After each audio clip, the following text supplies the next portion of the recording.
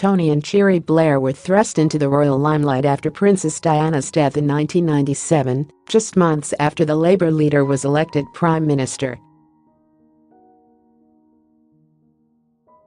In 2016 biography Tony Blair, Broken Vows, author Tom Bower revealed that Cherie Blair was often accused of snubbing the royal family or behaving inappropriately around them.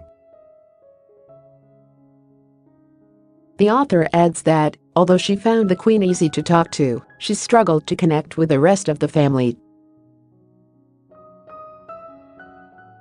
Revealed how the Queen Mother was Prince Charles's one obstacle. The Queen was offended at Charles entertaining Camilla from the very beginning. Cherie did not endear herself to the royal family, biographer Paul Scott writes.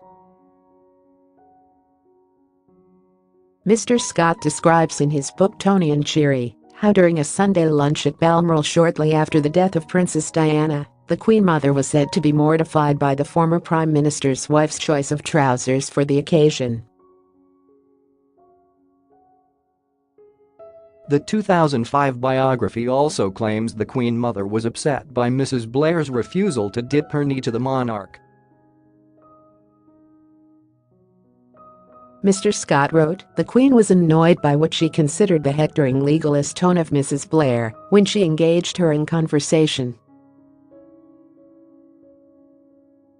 The book suggests there was already suspicion of the Blairs from senior royals and their courtiers. Mr. Scott claims the royal family were naturally predisposed to be wary of any Labour government.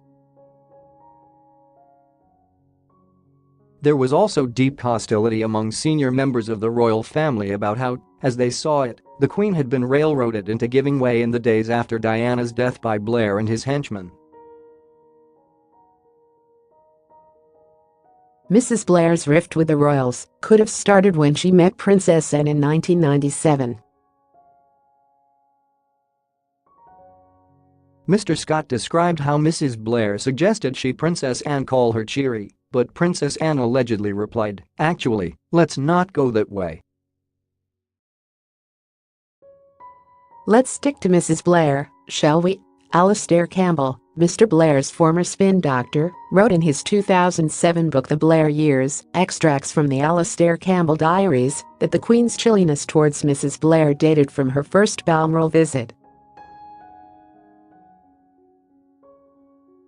Mr. Campbell wrote, Cherie said she had asked the Queen if the story of Queen Victoria having an affair with John Brown was true.